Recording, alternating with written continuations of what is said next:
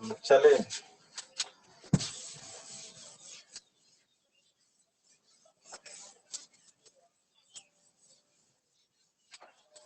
सभी बच्चे 10 वाले जुड़ जाएं, लाइव क्लास में आ जाएं। प्रशांत क्या जुड़ा है अभी? प्रशांत बताएं क्या जुड़े हैं क्लास से? अच्छा ठीक है।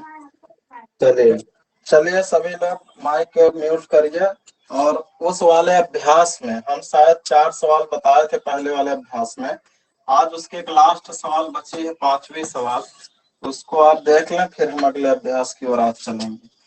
5वीं सवाल ये है कि यूक्लिड विभाजन प्रमेयिका से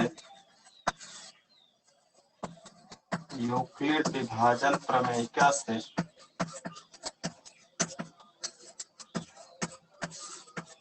यूक्लिड विभाजन प्रमेयिका से कह रहा कि सिद्ध कीजिए, दर्शाइए कि किसी भी धनात्मक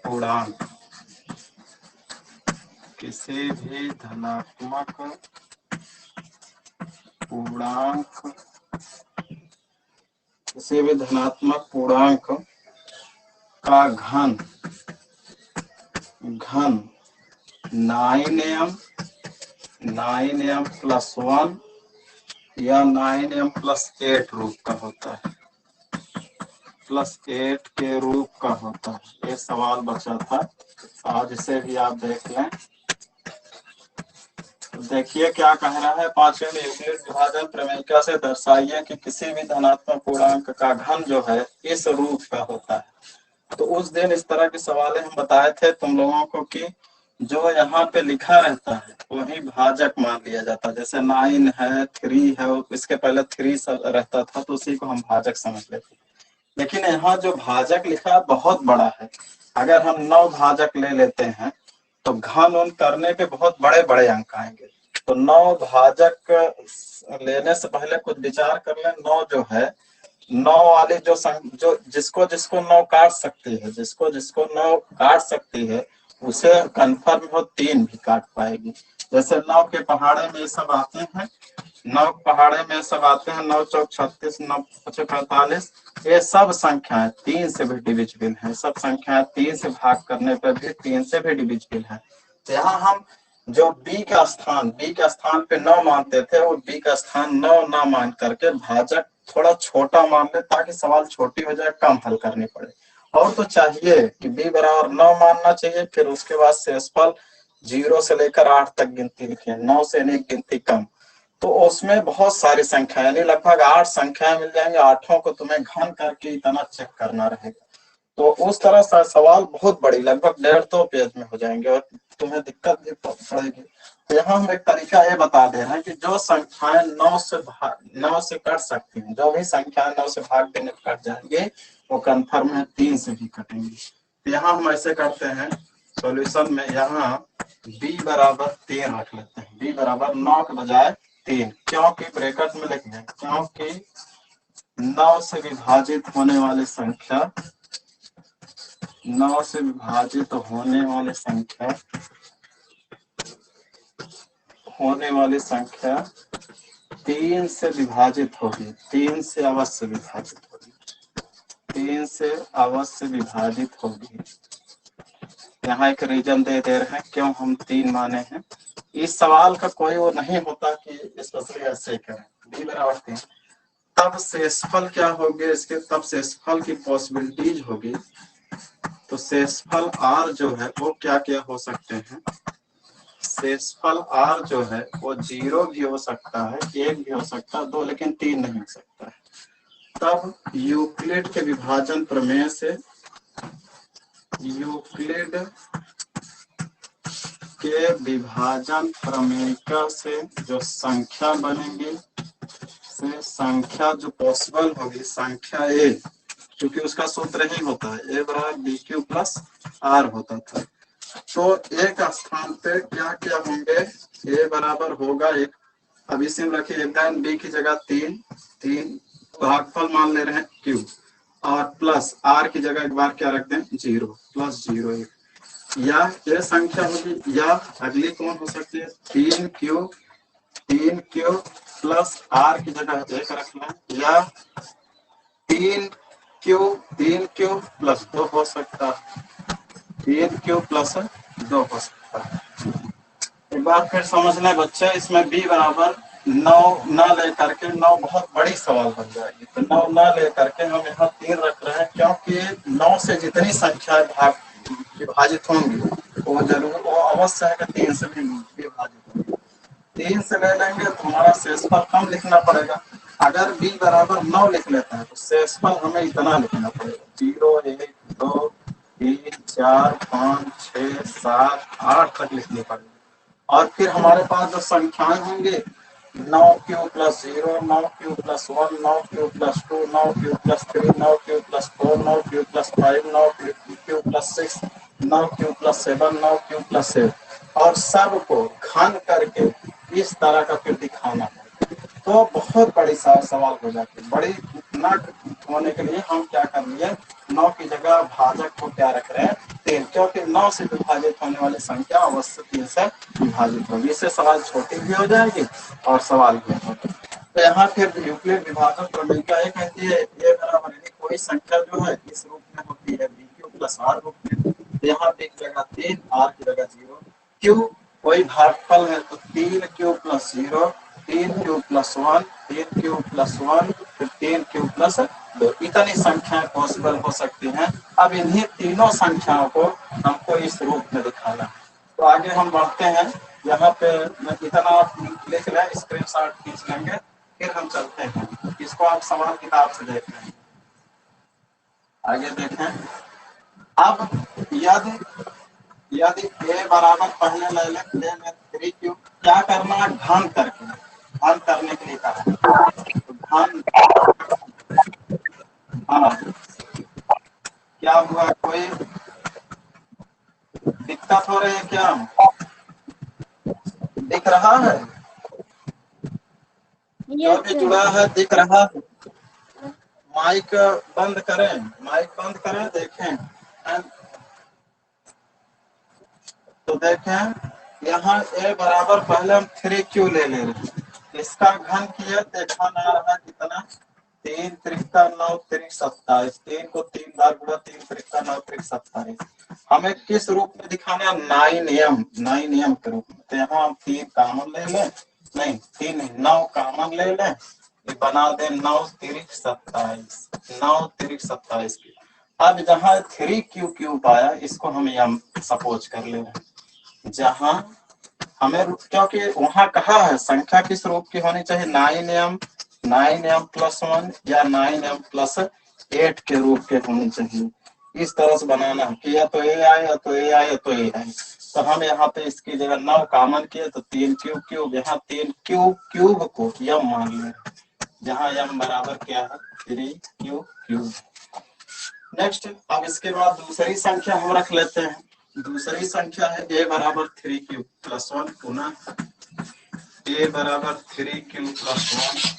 अब इसका घन करें तो a क्यूब बराबर इनका घन, दोनों साइड कर ले रहे हैं, इस तरह होगा, घन का मतलब है a प्लस b का whole cube, a plus b का होल क्यूब, बच्चों ध्यान देना, सूत्र होता है q plus b cube plus 3ab, और ब्रैकेट में a प्लस बी, जिनको नया आप सूत्र लिख लेंगे, a प्लस बी का होल क्यूब, a घाते 3 b घाते 3, हम 3ab a प्लस बी, यहाँ a है b है, ये हो जाएगा 3Q का होल क्यूब प्लस 1 का cube plus 3ab, 3Q into 1 a plus B, 3Q plus 1। अब समझिए कि अभी अगर हम वो वाली सवाल जो बताए लाइन अगर भाजक लेते तो बहुत बड़ी, इतना सब ऐसे को होल क्यूब करते करते बच्चे परेशान होते, इसीलिए यहाँ पे हम भाजक थोड़ा छोटा लिए।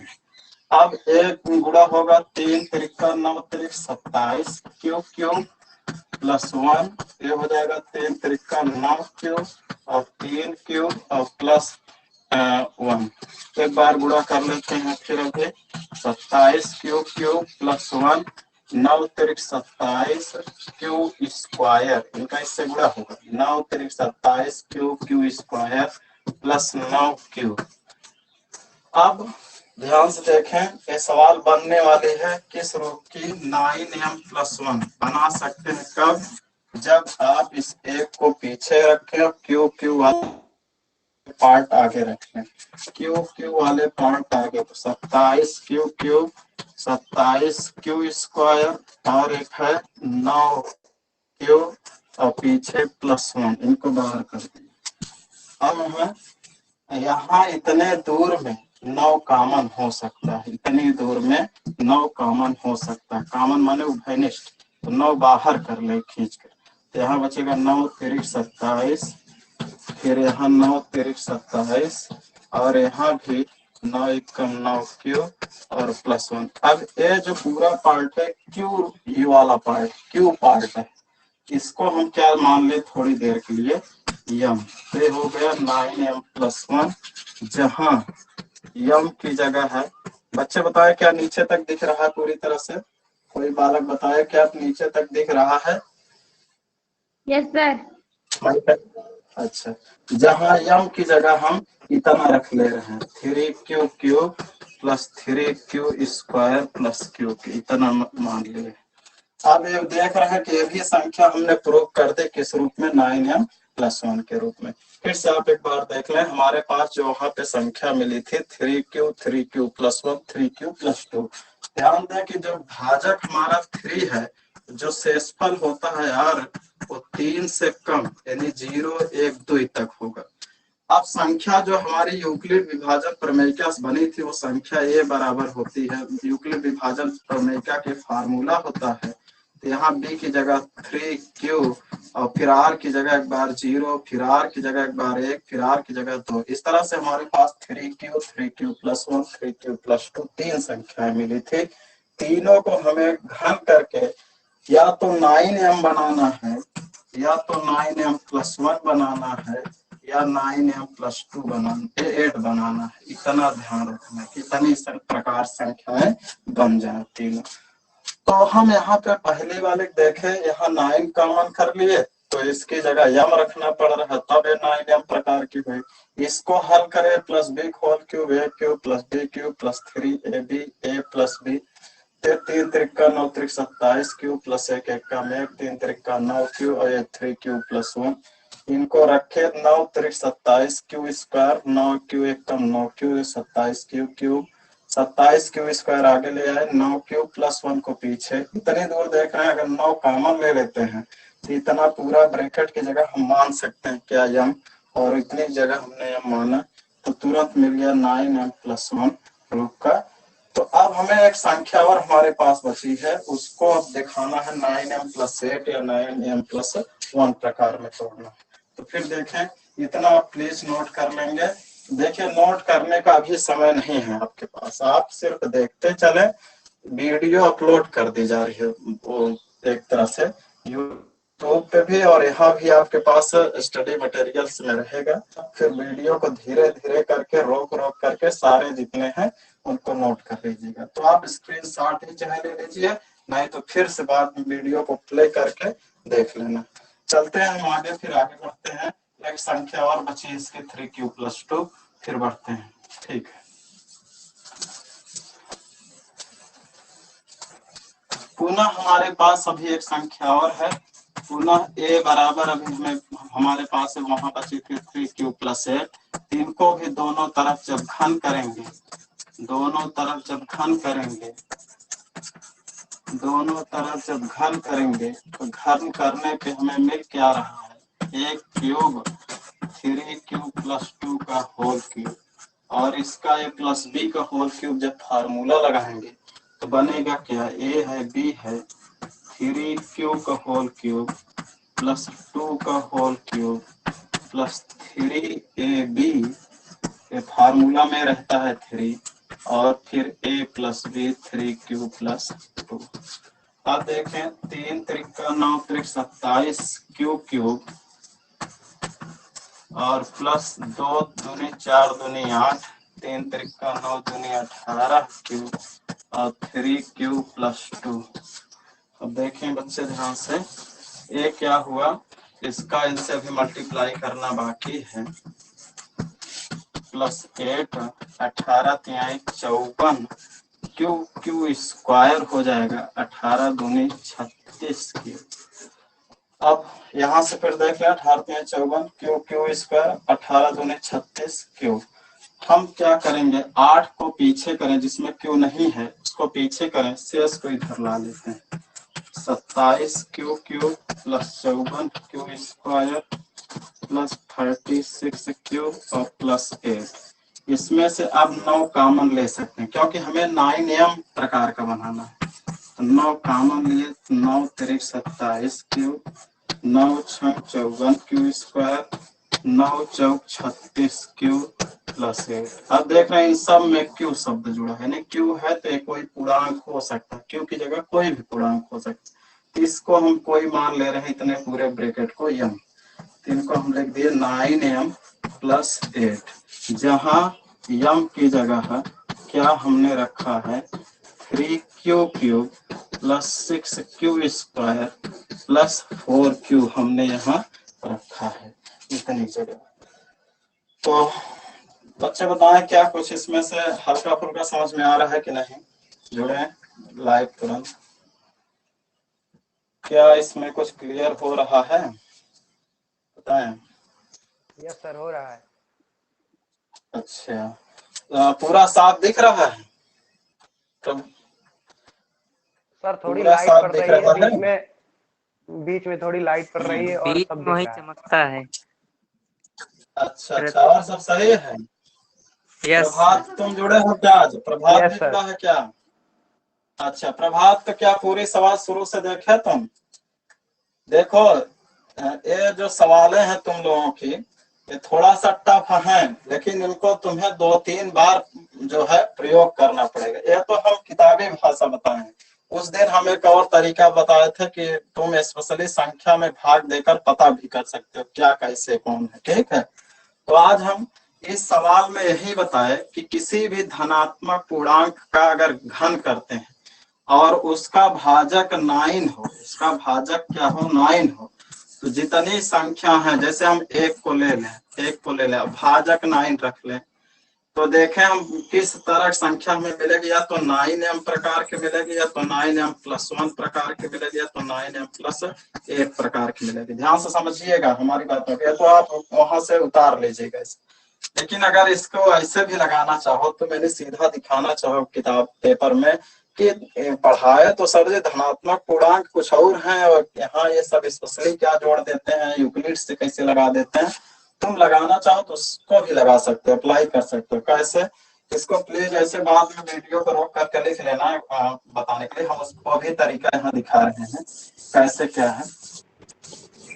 देखो अगर हमारे पास धनात्मक पूर्णांक बात की जाती है तो धनात्मक पूर्णांक यही सब है, ये सब क्या है धनात्मक पूर्णांक है आपके।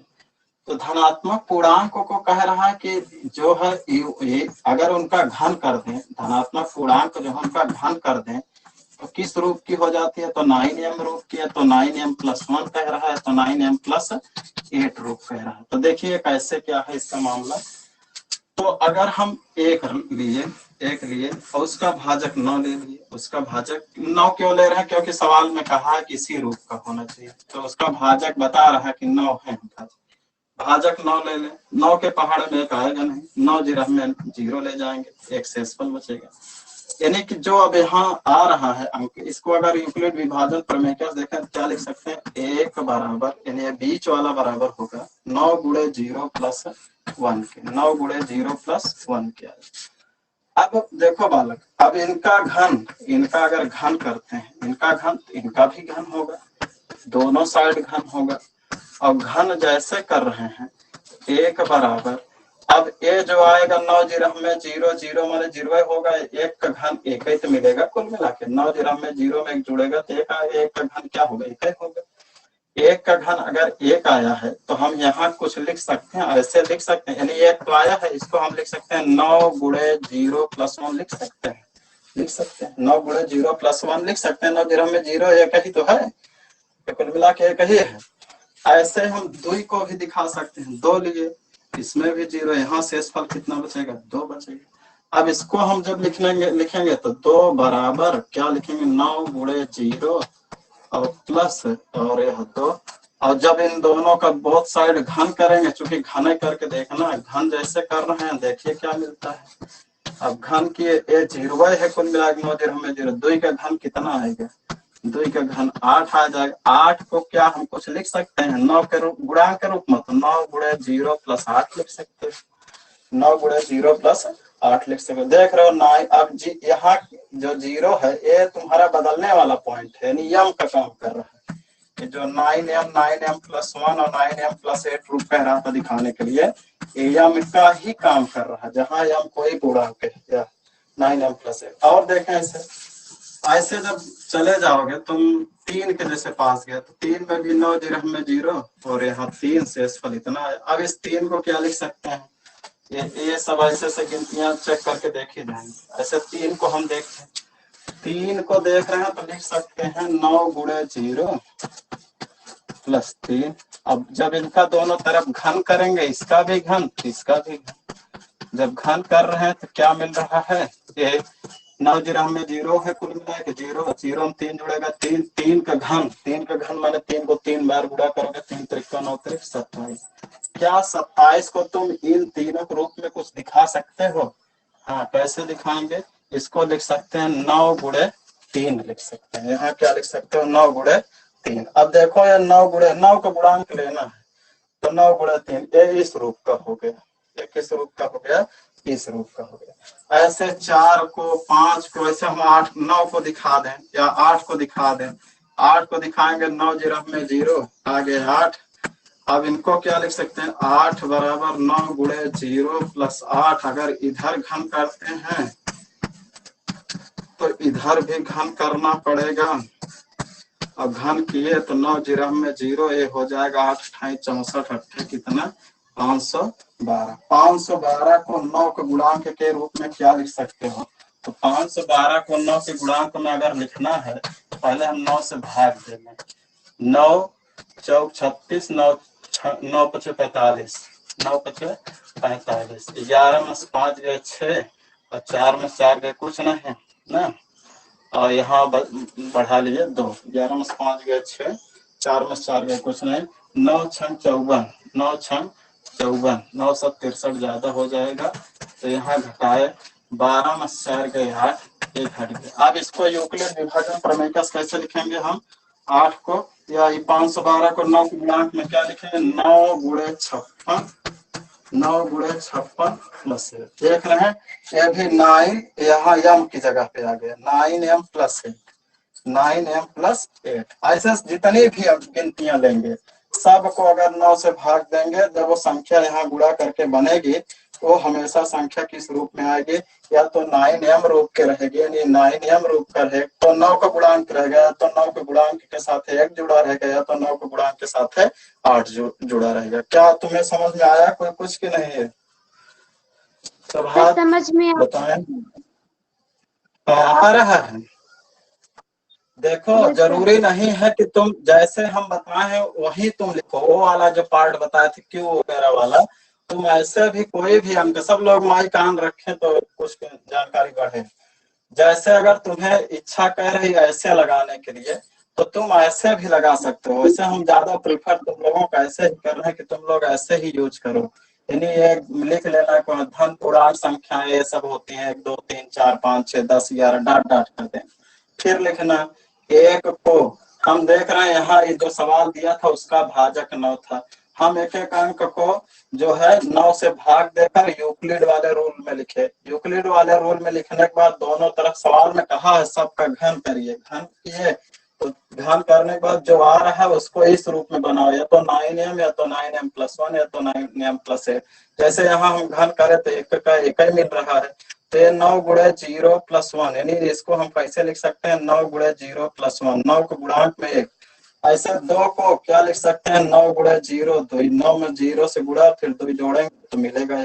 दोनों तरफ घन किए तो आया 8। 8 को हम क्या लिख सकते हैं 9 के गुणांक, 9 गुणे 0 प्लस 8 लिख सकते हैं। जब यहाँ 27 आ गया था, ये देखिए 27, 3 के घन देखिए 27। अगर और भी नहीं आता है एकदम सारा मैं बताऊंगा, और भी ना तुम्हें तो देखो ऐसे लिख सकते हो इस सवाल। हम जानते हैं धन पूर्णांक क्या होती हैं, 1 2 3 4 5 6 7 डॉट डॉट है। फिर सीधा एक का घन करिए, एक का घन माने एक को गुणांक बनाइए 9 का गुणांक, तो 9 गुणे 0 प्लस 1 करना पड़ेगा। 9 0 में 0 एक तभी तो मिलेगा। एक कब मिलेगा, जब 9 गुणे 0 प्लस 1 करोगे। 9 0 में 0 प्लस 1 एक ये चीज आना चाहिए। 2 का घन, 2 का घन 2 दूनी 4 दूनी 8, 8 को 9 के गुणांक में क्या लिख सकते हो, 9 गुणे 0 प्लस 8, 9 0 में 0 0 में 8 जोड़ेगा तो 8।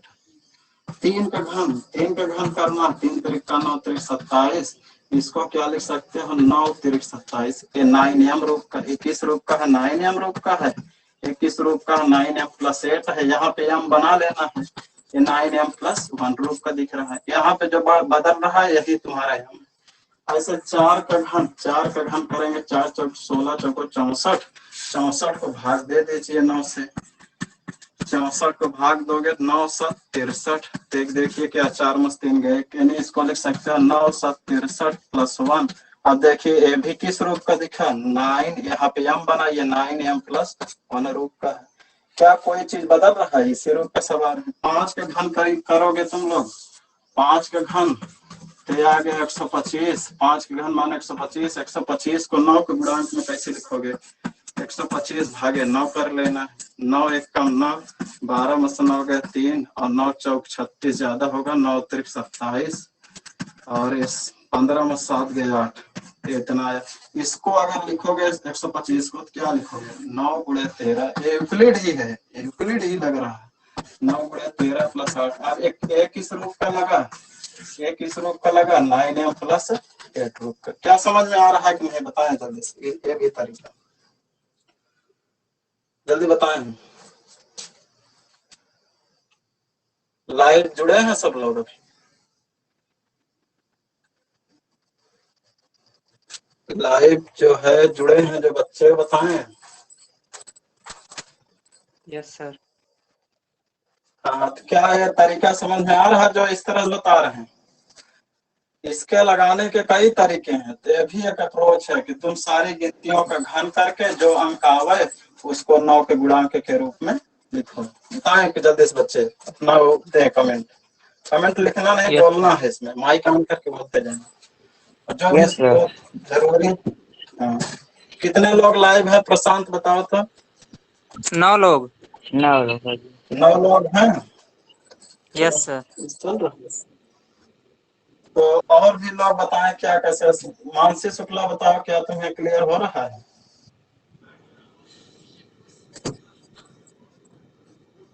मानसी शुक्ला बताएं क्या क्लियर हो रहा है।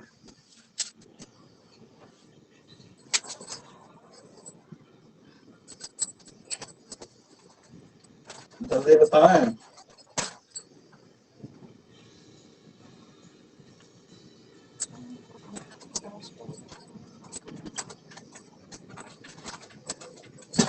कोई बोल ही नहीं रहा है प्रभात जुड़े हो कि तुम चले गए कहीं। सर। प्रभात नहीं है, प्रभात, हाँ चला प्रभात गया। नहीं है। अच्छा जुड़ा ही नहीं क्या आज, कि अभी तो जुड़ा था शायद। नहीं, वो आदित्य मौर्य शायद बोल रहा था। अच्छा आदित्य मौर्य था, अच्छा चलिए ठीक है। अब हम इसको इसी पर छोड़ रहे हैं, तुम लोग डाट डाट करके इसी तरह लिखना कि हाँ इसी प्रकार की बहुत यानी सारी संख्याएं 9m 9m plus 1 9m plus 8 रूप की होंगी। ठीक है चलिए अब चलते हैं नेक्स्ट एक्सरसाइज में। उसमें एक थ्योरम है, पहले उस थ्योरम को लिख लेते हैं। क्या थ्योरम है, उसमें थ्योरम में बताया है प्रमेय नंबर 1.2 है। जो वहां आप प्रमेय पढ़े थे यूक्लिड विभाजन प्रमेय क्या, वो 1.1 थी। तो आज 1.2 प्रमेय है। इसका क्या हो, इसको हम एक तरह से कहते हैं अंक गणित का आधारभूत प्रमेय है। ये अंक गणित का बेसिक थ्योरम है, अंक गणित का आधारभूत प्रमेय है, इसको कहते हैं फंडामेंटल मैथमेटिक्स फंडामेंटल थ्योरम है, आधारभूत प्रमेय। इसका स्टेटमेंट क्या है, कथन देखें सब बच्चे। स्टेटमेंट इसका कथन क्या है, कह रहा है कि इसमें यह चीज कथन में है कि जितनी भी भाज्य संख्याएं हैं, भाज्य किसको कहते हैं, अभाज्य किसको कहते हैं, पहले ये भी तो जान। जब भाज्य और अभाज्य, भाज्य वह संख्याएं हैं, वह संख्याएं जो एक और स्वयं के अलावा, एक और स्वयं के अलावा, एक और स्वयं के अलावा अन्य संख्याओं से विभाजित, अन्य संख्याओं से विभाजित हो, अन्य संख्याओं से विभाजित हो, उसे भाज्य संख्या। ध्यान देना, वह संख्या है जो एक से कटे, स्वयं से भी कटे, और भी और गिनती से कटे, वो सब संख्याएं क्या होती हैं, भाज्य होती है, विभाजित हो, उसे भाज्य संख्याएं कहते हैं। डिफिनेशन लिख लेना तुम लोग, भाज्य संख्या कहते हैं। अभ्यास चालू करते वक्त डिफिनेशन लिख लेना। भाज्य की वह संख्या है जो एक और स्वयं के अलावा अन्य संख्याओं से विभाजित हो, उसे भाज्य संख्या कहते हैं। जैसे 4 है, सबसे छोटी भाज्य संख्या 4 होती है। 4 जो है किससे किससे कटेगी, 1 से कटेगी, 2 से भी कटेगी और 4 से कटेगी। यानी आप 1 से भी कट रही है, स्वयं से भी कट रही है और 2 से। कैसे कट रही है, 4 को 1 से भाग देंगे तो 1 चौके 4 कट जाएगी। 4 को अगर हम 2 से भाग देंगे तो 2 दूनी 4 भी कट जाएगी। 4 को अगर हम 4 से भाग देंगे तो भी 4 एकम 4 कट जाएगा। क्या किसी और संख्या से 4 विभाजित हो सकती है, तो अब नहीं है, 1 2 4 के अलावा नहीं कर सकती। लेकिन कुछ संख्याएं जो 1 से कटेंगी और अपने आप से कटती हैं, उनको हम अभाज्य कहेंगे। और जो संख्या 1 और स्वयं के अलावा और भी गिनती से कट रही हैं, उन सभी संख्याओं को हम भाज्य संख्याएं कहेंगे। तो 4 जो है वो सबसे छोटी भाज्य संख्या है। एक चीज यहाँ नोट बना लेंगे, 4 सबसे छोटी भाज्य संख्या है। 4 सबसे छोटी भाज्य संख्या है। 4 सबसे छोटी भाज्य संख्या है और सबसे छोटी भी और सम भी है। अब विषम में सबसे छोटी भाज्य संख्या, विषम सबसे छोटी भाज्य संख्या जो है, विषम सबसे छोटी भाज्य, विषम में कौन सी होंगे, 9 होगी। 9 जो है वो विषम भी है और सबसे छोटी भी, सबसे छोटी भाज्य संख्या है। विषम सबसे छोटी भाज्य संख्या, ध्यान देना छोटी छोटी बातों। विषम सबसे छोटी भाज्य संख्या। 9 को तुम 1 से काट सकते हो, स्वयं से भी काट सकते हो और किससे काट सकते हो, 3 से काट सकते हो। तो भाज्य की डिफिनेशन हो गई।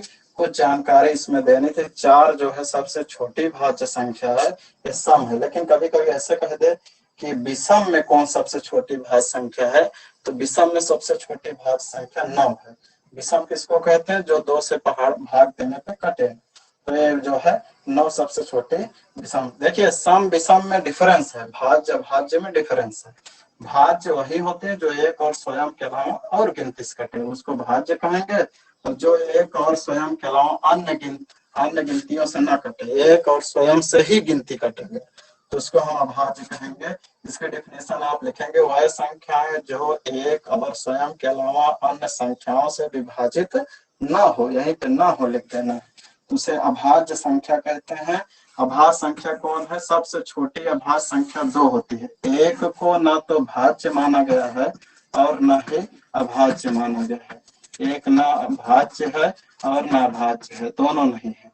अब 2 जो है सबसे छोटी अभाज्य संख्या मानी गई, क्योंकि इसे 1 या तो काटेगा या तो स्वयं काटेगा। और एक चीज और, अभाज्य संख्या में केवल एक ही ऐसी अभाज्य संख्या जो सम है, वो यही है। 2 केवल सम संख्याओं में से यही केवल है जो अभाज्य संख्या, और कोई भी सम संख्या अभाज्य संख्या नहीं है, ध्यान देना। तो वह संख्याएं, इसके डिफिनेशन आप लिखेंगे कि 1 और स्वयं के अलावा अन्य संख्याओं से विभाजित न हो, उन्हें अभाज्य संख्या कहते हैं।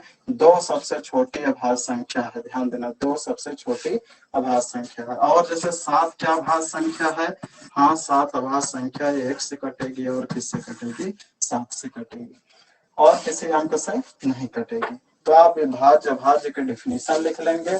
अब ध्यान देना है कि जो अभाज्य भाज्य में एक रिलेशन होता है, उस रिलेशन पे एक थ्योरम है कि जितनी भी भाज्य संख्याएं हैं, जितनी भी भाज्य संख्याएं हैं, उनको अभाज्य संख्या के गुणनखंड के रूप में लिखा जा सकता है।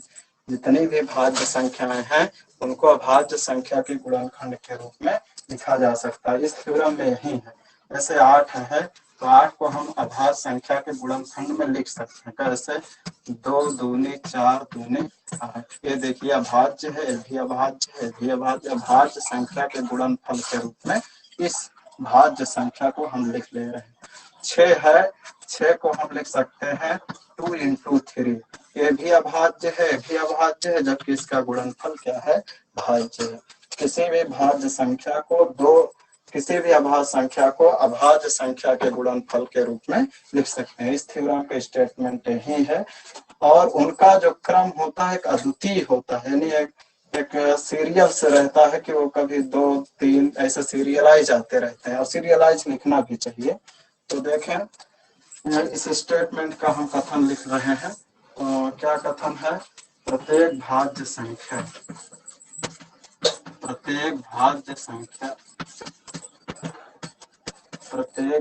संख्या को अभाज्य संख्या के गुणनफल के रूप में व्यक्त किया जा सकता है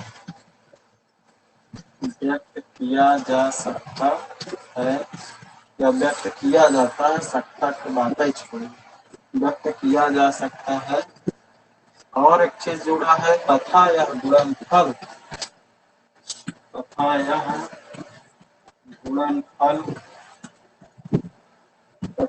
गुणनखंडन कह रहा कि अभाज्य गुणनखंडों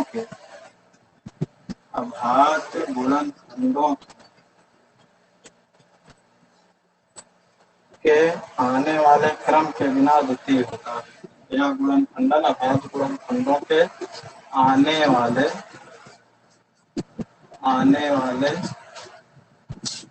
क्रम के बिना अद्वितीय होता है। इसकी स्टेटमेंट आप इतने समझिए कि जितनी भाज्य संख्या है उन सभी को अभाज्य गुणनफल के रूप में व्यक्त किया जा सकता है, और जो ये अभाज्य गुणनखंड आते हैं वो एक क्रम में रखते हैं। जैसे एग्जाम्पल में हम बता दे रहे हैं कि 6 है, 6 एक भाज्य संख्या। किस प्रकार की संख्या है? भाज्य है। इसको हम गुणनखंड के रूप में कैसे लिख सकते हैं? 2 गुणे 3। ये भी अभाज्य है, भी अभाज्य। अभाज्य मतलब या तो 1 से कटेगा तो स्वयं से कटेगा, या भी 1 से कटेगा या तो स्वयं से कटता है। ये चीज जानते हैं कि अभाज्य। ऐसे 21 है, भाज्य है। भाज्य क्यों है? क्योंकि इससे 1 भी काट सकता है, 21 भी काट सकता है, 3 भी काट सकता है, 7 भी काट सकता है। इसका लेकिन गुणनखंड किस क्रम में लिखेंगे? इस तरह से 3 सते 21 सीरियल, 3 सते 21 इस तरह से। बताएं क्या ये गुणनखंड समझ पा रहे हैं? गुणनखंड देखें निकालते कैसे हैं। एक तरीका है अभाज्य गुणनखंड निकालने के तरीका। हम पहले विभाज्यता रूल बहुत बार पढ़े हो, उस विभाज्यता रूल से पता करेंगे कि संख्या किससे कटेगी। जैसे संख्या 6 से कटेगी, 2 से कटेगी, 2 से काटे 2 तिहाई 6, 3 एकम 3। यहाँ जब 1 आ जाए समझ लिए गुणनखंड खत्म करना। 6 बराबर क्या लिख सकते हैं? 2 गुणे 3 लिख सकते हैं। 6 बराबर क्या लिख सकते हैं? 2 गुणे 3। तो इस तरह से, यानी जैसे कक्षा 8 में तुम लोग पढ़ते थे वर्गमूल, उसी तरह वर्गमूल में जो गुणनखंड बताया जाता तो वही चीज है। वो अभाज्य गुणनखंड से वहां वर्गमूल पढ़ते थे। यही गुणनखंड यहाँ निकाल करके रख देना है। क्या ये समझ पा रहे हैं कि नहीं बच्चे? बताएं, कमेंट करें जल्दी। म्यूट माइक ऑन करें, बताएं क्या समझ पा रहे हैं हमारी बातों को? Yes sir. चले और भी बच्चे बताएं कुछ और जो जुड़े हैं। माइक सभी ऑन करके बताएं। चलिए इसको आप वीडियो पॉज करके रोक करके बाद में जो है बढ़िया से कॉपी में पहले कॉन्सेप्ट उतारना, अभ्यास को छोड़ करके पहले कॉन्सेप्ट तब अभ्यास। तो अभ्यास में पहले तुम भाज्य भाज्य की परिभाषा लिखोगे, भाज्य भाज्य के बाद उससे रिलेटेड एक थ्योरम है, थ्योरम में इस तरह उदाहरण वगैरह उतारोगे। अब चलते हैं हम क्या इसमें और पढ़ना है, एक और तरीका बता दें। इसी एक्सरसाइज में तुम्हें ये गुणनखंड तो निकालना ठीक है, इस अभाज्य गुणनखंड निकालने से फायदा क्या है मैं बता दूं। इन अभाज्य गुणनफलों की सहायता से, ये अभाज्य जो गुणनखंड आ रहे हैं इनकी सहायता से, अभाज्य गुणनखंडों की सहायता से संख्याओं का तुम क्या क्या निकाल सकते हो, संख्याओं का एचसीएफ भी निकाल सकते हो और एलसीएम भी निकाल सकते हो। चाहे जितनी संख्याएं देखो उनका अभाज्य गुणनखंड से एचसीएफ और एलसीएम भी निकाल सकते हो। इसका उपयोग यही है, अभाज्य गुणनखंड पढ़ाने से एचसीएफ और एलसीएम निकाल सकते हैं, पहला तरीका। और देखें एचसीएफ कैसे निकालते हैं और एलसीएम कैसे निकालते हैं। मान लीजिए 12 लिखा है, 16 लिखा है, हमसे 12 और 16 का एलसीएम एचसीएफ पूछे और एलसीएम पूछे, तो एचसीएफ कैसे निकालेंगे। सबसे पहले से 12 का गुणनखंड करेंगे, जिसके इकाई का अंक में 0, 2, 4, 6, 8 लिखा हो वो कंफर्म में संख्या 2 से डिवाइड हो, वो संख्या 2 से डिवाइड हो। 12 2 से कट जाएगा, 2 6 12, फिर 6 2 से कट जाएगा, 2 3 6, फिर 3 1 3। यहाँ 12 को लिख सकते हैं 2 इंटू 3 लिख सकते हैं। 16 को क्या लिख सकते हैं, 16 भी 2 से डिविजिबल है, 2 से काटे 2 और 16, 2 चौका 2 दूनी 4 और 2 एकम 2। 16 को हम लिख सकते हैं 2 इंटू 2 इंटू 2 इंटू 2। अब अगर हमको एचसीएफ निकालना है इन दोनों संख्या, तो जो जो अंक मिल रहे हैं दोनों गुणनखंड, जो जो अंक गुणनखंड में मिल रहे हैं उनके जोड़ों को एक लिख करके यहाँ छोड़ दें। जैसे 2 दोनों में है, 1 2 लिखे, ये भी 2 दोनों में है, इसको भी लिख लेंगे। क्या ये 3 इसमें मिल रहा है, नहीं मिल रहा है। ए वाला 2 इसमें मिल रहा नहीं, ए वाला 2 मिल रहा नहीं, बस यही इसका क्या करेंगे, मल्टीप्लाई कर लेंगे, यही एचसीएफ हो जाएगा। फिर से आप समझें, 12 का गुणनखंड निकालिए, 16 का गुणनखंड निकालिए, ए वाला 2 इसके समान है, 1 2 यहाँ बाहर, 2 2 नहीं 1 2 बाहर, यानी एक जोड़ा इसमें समान है। ए वाला जोड़ा भी समान है, 1 2 लिखिए। ए वाला 2 का जोड़ा नहीं मिल रहा है, ए वाला 2 का जोड़ा नहीं मिल रहा है, इसको छोड़ देंगे। 3 का जोड़ा नहीं मिल रहा है, नीचे तो नीचे देखेंगे 3 का नीचे जोड़ा नहीं है तो नहीं लिखेंगे, यही अब कितना मिला है इसी को जोड़ करके लिख देंगे। तो एचसीएफ में क्या रहेगा, 2 या 2 से अधिक संख्याएं दी रहेंगी, उसका सबका फैक्टर कर लेना, गुणनखंड कर लेना, और गुणनखंड करने के बाद जो सब में मिल रहा हो उसको 1 लिख करके, यानी वो एक बार लिख करके, फिर जितने अंक तुम्हारे सभी में मिल रहे हैं उनको यहाँ लिख करके गुणा कर देना है, वही आपका एचसीएफ हो जाएगा। अगर एलसीएम की बात इस सवाल में आती है, एलसीएम कैसे निकलता है। एलसीएम में देख रहे हो जैसे ए 2 बार है, इसमें 2 कितनी बार है, 4 बार है। ए 2 सबसे ज्यादा बार किस गुणनखंड में आया है, इस गुणनखंड में आया, कितनी बार 2 सबसे ज्यादा बार आया, 4 बार। 1 2 3 4। ध्यान देना एलसीएम कैसे करते हैं, जो सबसे ज्यादा बार गुणनखंड यानी इस 2 का ऊपर नीचे दोनों जगह देखने पर सबसे ज्यादा बार गुणनखंड कितनी बार लिखा गया है, तो 4 बार लिखा है। इसको नहीं जोड़ेंगे, इसमें 2 बार है, इसमें कितनी बार 2 है, इसमें 2 4 बार है, इसमें 2 कितनी बार है, 4 बार लिखा गया है, इसमें 2 2 बार लिखा गया है, इसमें ये वाला 2 ये बार है, इसमें 4 बार। तो सबसे ज्यादा बार किसमें लिखा गया, इसमें 4। तो एलसीएम में सबसे ज्यादा बार जो लिखा है पहले उसको उतना उतार लोगे। अब चेक करो ए वाला 3 क्या मिल रहा है कि दोनों की नहीं मिल रहा है, नहीं मिल रहा है, दोनों नहीं मिल रहा, तब भी इसको उतार। ध्यान से देखना है एलसीएम में क्या करते हैं, जो गुणनखंड जितनी ज्यादा बार लिखी गई है उसको उतना बार लिखेंगे, और जो नहीं मिल रहा, कहीं किसी से नहीं मिल रहा है उसको भी लोगे।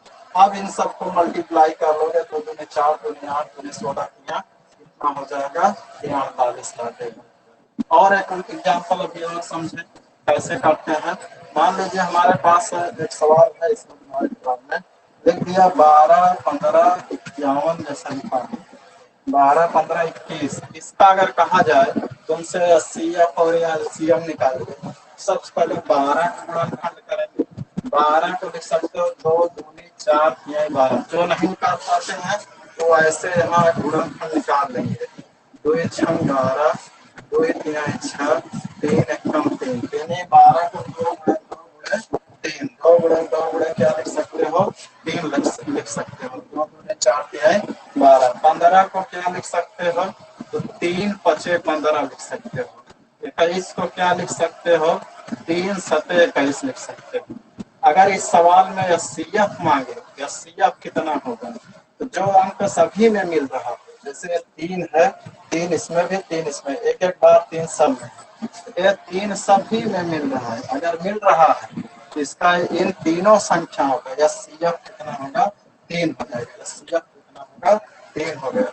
और LCM की बात आ रही है, LCM में अब चेक करें 2 कितनी बार आया है, 2 इसमें 2 बार, और किसी में 2 आया है नहीं, फिर भी इसको लिख लेंगे 2 2 बार। 3 मैक्सिमम बार इसमें 1 बार आया, इसमें भी 1 बार आया, इसमें भी 1 बार आया, लेकिन लिखेंगे 1 ही बार। यानी सबसे ज्यादा बार कितनी बार आया है, 1 बार आया है। यानी इसकी 12 बार था, इसमें भी 1, इसमें भी 1, इसमें भी 1 ही बार। 5 कितनी बार, इसमें भी 1 बार आया, इसमें आया ही नहीं, इसमें भी, फिर भी 5 को लिखेंगे। 7 इसमें आया है 1 बार और कहीं आया नहीं है, फिर भी इसको अब गुणा कर रहे हैं। 2 दूनी 4, 3 12, 5 60, 70, 420 आंसर हो जाएगा। इस तरह से इसका हम HCF और LCM निकालते हैं। तो HCF LCM निकालने के लिए करते क्या है, फैक्टर करते हैं। अगर 2 या 2 से अधिक संख्याएं हो तो जो सभी में मिल रहे हैं उनके गुणनखंडों को उतार के गुणा कर देंगे, HCF निकल जाएगा। LCM के लिए थोड़ा सा एहतियात बरतना पड़ेगा, इसमें गलतियां होती हैं। तो कैसे करेंगे, जैसे इसमें 2 2 बार आया, इसमें 2 कितनी बार आया, 4 बार। सब ज्यादा बार कितनी बार लिखा गया, इसमें 4 बार, तो वही 4 बार लिखा जाएगा। अब ज्यादा बार कितनी बार लिखा गया, 4 बार, तो वही 4 बार इसमें लिखा गया। तो 3 क्या किसी में है, नहीं है, फिर भी इसको लिखा जाएगा। इसमें देखिए LCM के लिए 2 सबसे ज्यादा बार, इसमें 2 बार और किसी नहीं आया तो 2 2 बार उतारेंगे। 3 इसमें 1 बार, इसमें भी 1 बार, इसमें भी 1 बार लिखेंगे, एक ही बार कॉमन है हो जाएगा। 5 इसमें 1 बार आया, किसी बार, फिर भी लिखेंगे। 7 यानी वासन जो मिलता हो वो भी लिखा जाता है, जो नहीं मिलता वो भी लिखा जाता है। कुल मिला के इसमें यह देखा जाता है कितनी बार आया, जितनी बार आया है सब में देख करके जितनी बार आया उतनी बार उसको लिख लेते हैं। जैसे 2 2 बार, 3 1 बार, सब में 1 बार आया तो एक ही बार, 5 1 बार, सब में 1 बार, 7 में 1 बार, सबको गुणा कर दिया। और अभी LCM को देखिए, LCM में कठिनता होती है, इसको आप जो है वीडियो पॉज करके बाद में वहाँ कॉन्सेप्ट में उतार लेना, नहीं भूलते जाओगे तुम लोग। और देखते हैं। सर हाँ हाँ बोलिए। सर जैसे 12 और 15 में 3 2 2 बार हो और 21 में बस 1 ही बार हो, तो LCM में इसे कैसे लिखेंगे? 12 और 15 में ना 3 2 2 बार हो, यस और सर, इसमें और 21 में 1 ही बार, इसमें भी 2 बार। इसमें 3, इसमें भी 2 बार आया हो ना, यस, जैसे और 21 में बस 1 ही बार। ऐसे इसमें एक ही बार ना।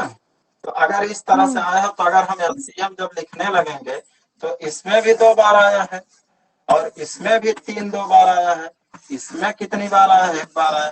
तो मैक्सिमम टाइम कितनी बार आया है, 2 बार तो आया है मैक्सिमम टाइम, यानी इसमें 1 बार, फिर 2 बार, फिर 2 बार, यानी मैक्सिमम टाइम कितना हुआ, वो 2 बार आया है। अधिकतम बार कितना आया, 2 बार, इसमें बढ़ा ही नहीं, 2 बार आया है तो यही 2 ही बार लिखेंगे। ठीक ठीक है, 3 को 2 बार। अगर इसमें कहीं 3 बार आ जाता, 3 इसमें 3, तो देखते हैं इसमें 3 बार 3 आए, 3 जो है 3 बार आए, इसमें 3 2 बार आए, इसमें 1 बार। तब हम इनके गुणनखंड को यहाँ वरीयता देंगे, इनको छोड़ देंगे। जिसमें मैक्सिमम बार अंक आया रहेगा वही गुणनखंड LCM के लिए उतारेंगे। ठीक है, जिसमें मैक्सिमम बार गुणनखंड वाला आया है वही गुणनखंड नाप के उतार लेंगे, शेष को भूल जाएंगे।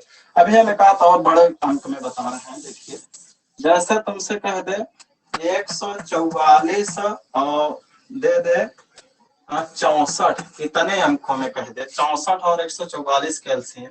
तो 144 को हम पहले गुणनखंड करेंगे, 2 पहाड़ा पढ़ेंगे, 2 7 14, 2 दूनी 4, फिर 2 से कट जाएगा, 2 तिहाई 6, एक हासिल बचेगा, यहाँ 12 होगा, 2 6 12, फिर 2 से 2 1 कम 2, 2 8 16, फिर 2 9 18। अब तो अंक आराम से कट जाएंगे, 3 3 9, 3 1 कम 3। अब इनको 144 का जब फैक्टर लिखेंगे तो आ रहा 2 इंटू 2 इंटू 2 इंटू 2 और 3 इंटू 3 इंटू 3, ये आया इसका 144 का। 64 का फैक्टर करेंगे, जब 64 का फैक्टर आपका आएगा, 2 से काटें तो 2 3 6, जिसका इकाई अंक पर 0 2 4 6 8 हो तो बेफिक्र होकर के 2 से काटा करेंगे। इकाई अंक पे 4 है, 2 से कटेगा, 2 3 6, 2 दूनी 4, 2 1 कम 2, एक हाथ से यहाँ 2 6 12, 2 8 16, 2 4 8 और 2 दूनी 4 और 2 1 कम 2। तो यहाँ 64 को हम क्या लिख सक रहे हैं, 2 इंटू 2 इंटू 2 इंटू 2 कितने हैं, 3 6 है, इस तरह से। अब देखें इसका एलसीएम जब लिखने लगेंगे, एलसीएम की बात कर रहे हैं, एचसीएफ का नहीं, तो देख रहे हैं इसमें कितनी बार 2 लिखा गया था, 4 बार लिखा गया, इसमें कितनी बार लिखा गया है, 1 2 3 4 5 6 बार है। तो इसमें सबसे ज्यादा बार 2 को लिखा गया है, इसमें 4 बार लिखा गया। तो इस जिसमें सबसे ज्यादा बार लिखा गया उसी का 2 इसमें उतार देंगे, उसी वाले 2 को उतार देंगे, यहाँ 6 बार। 3, अब दोनों में देखें 3 2 बार इसमें आया, इसमें आया ही नहीं, लेकिन फिर भी हम इसको लिखेंगे। कितनी बार आया है, 3 2 बार। बस अब इसको मल्टीप्लाई कर लेंगे, 2 दूनी 4 दूनी 8 दूनी 16 दूनी 32 दूनी 64, 64 तिहैया गुणा कर लेंगे, 3 4 12, 3 6 18 19, 192 गुणे 3, 3 दूनी 6, 3 9 27, 3 1 कम 3 2 5, 576 इसका एलसीएम होगा। अगर इसी सवाल में हमसे कहता है एचसीएफ निकालने के लिए, एचसीएफ माने मासा, एलसीएम माने लासा, ये मासा निकालने के लिए कहता, तो मासा में देख रहे हैं ए वाला 2 मिल रहा है, एक बार लिखें, ए वाला 2 मिल रहा है तो इसको एक बार उतार लेंगे, ए वाला 2 का जोड़ा है इसको भी उतार लेंगे, ए वाला 2 का जोड़ा है इसको भी उतार लेंगे एक बार। ना तो 3 का 2 से मेल खाएगा, ना 3 का 2 से मेल खाएगा, तो ये वाले है ही नहीं है, बस इतना इनका गुणनखंड कर लेना, 2 दूनी 4 दूनी 8 दूनी 16। क्या समझ में आया कि नहीं, जल्दी बताएं, क्या ये चीज जो हम बता रहे हैं समझ में आ रहा है? अच्छा, एलसीएम में क्या करते हैं, जितने अंक का फैक्टर आए रहेंगे उसमें देखेंगे सबसे ज्यादा बार फैक्टर, वो वाला फैक्टर किसमें लिखा गया है, जिसमें लिखा गया उसी के अंक उतार लेंगे, ठीक है। एलसीएम में, एचसीएफ में क्या करते हैं, जो मिलता रहता है उसी को एक एक बार लिख लेते हैं, जो मिलता रहता है उसी को एक एक बार लिख लेते हैं। एलसीएम में गुणनखंड को देखा जाता है, जो ज्यादा बार गुणनखंड जिसमें लिखा रहेगा उसी का अंक से उठा ला के गुणा कर लेते हैं, जो मिलता रहे चाहे मिलता रहे ना मिलता रहे, उसमें यही देखेंगे जिसमें वो वाला गुणनखंड जितनी बार ज्यादा बार जिसमें लिखा हो वहीं को उठा के लाएंगे। नाम है लोवेस्ट कॉमन फैक्टर, लेकिन वो उसमें चलता है कि हाईएस्ट, जितनी हाईएस्ट बार जो जिसमें उपस्थित हो उसी को लाके गुणा कर देते हैं।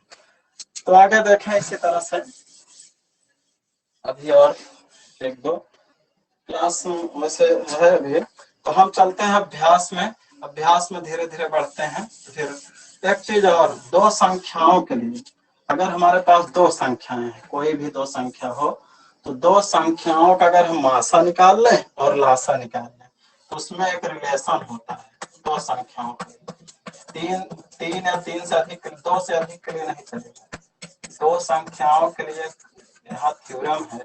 अच्छा 5 में भी पढ़े हो कि पहली संख्या में जो दोनों संख्याएं हैं और दूसरी संख्या दोनों को गुणा करते हैं, दूसरी संख्या बराबर होगा उन दोनों का मासा, उन दोनों के मासा और गुणे लासा के गुणनफल के बराबर। 2 संख्याओं का गुणनफल, 2 संख्याओं का गुणनफल उन दोनों के मासा और उन दोनों के लासा के गुणनफल के बराबर होता है। यानी अगर हमारे पास 14 18 2 संख्याएं हैं तो 14 18 का गुणनफल गुणा जो है इनका मासा निकाल ले हैं और इनका लासा निकाल दें तो बराबर ही आएगा।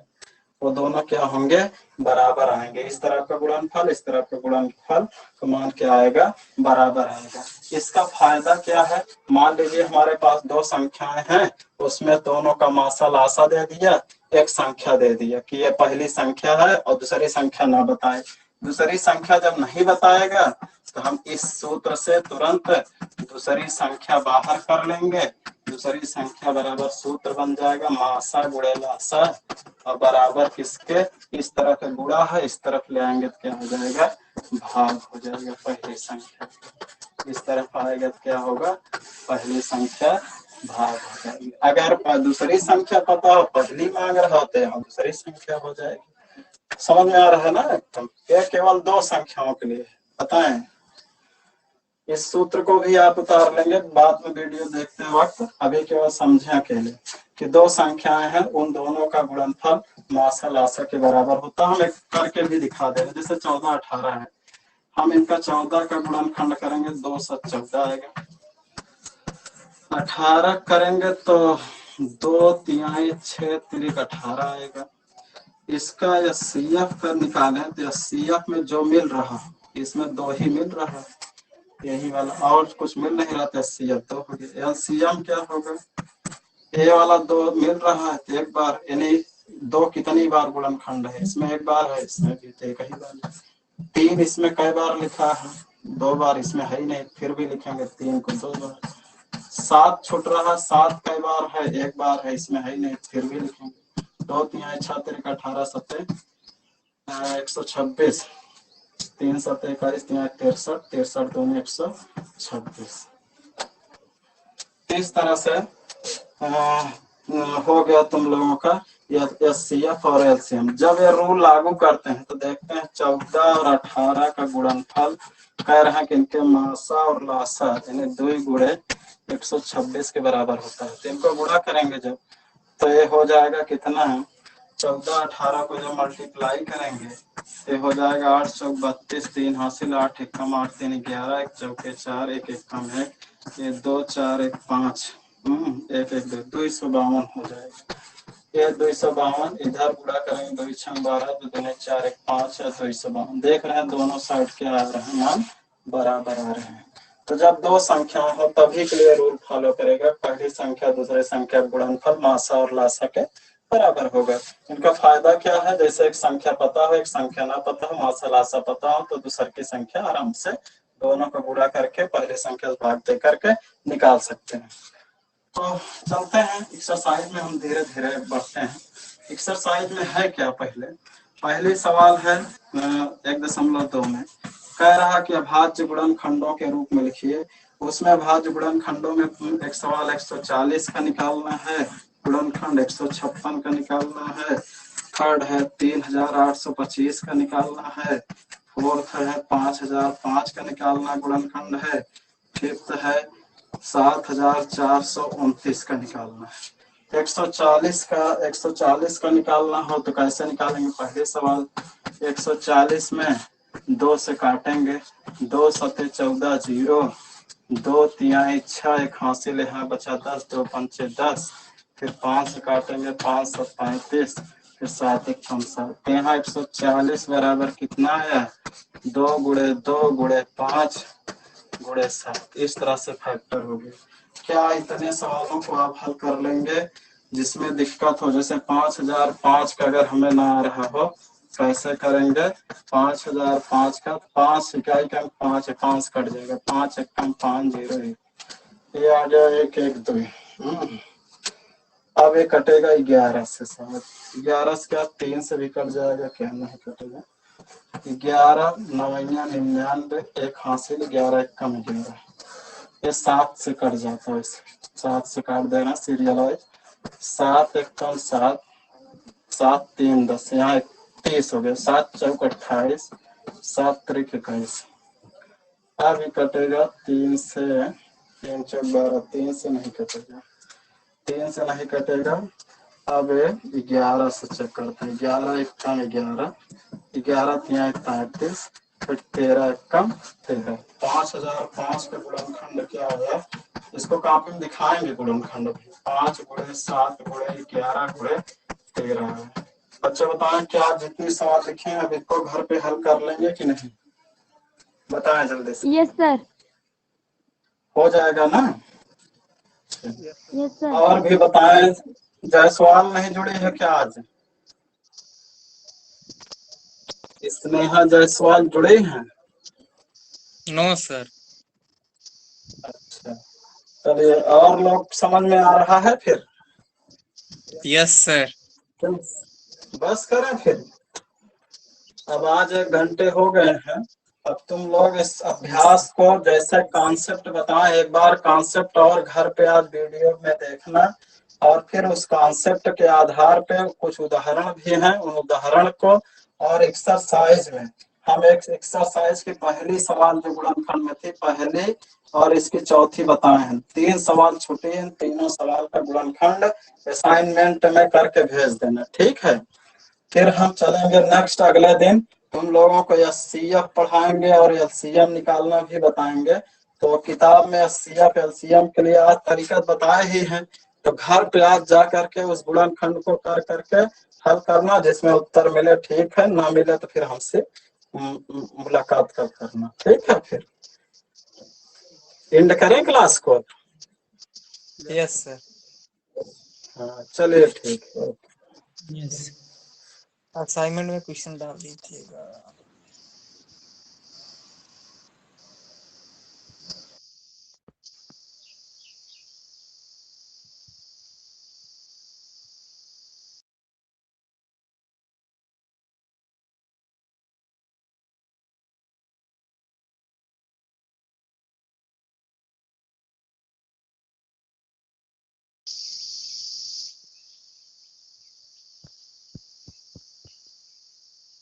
निष्कर्ष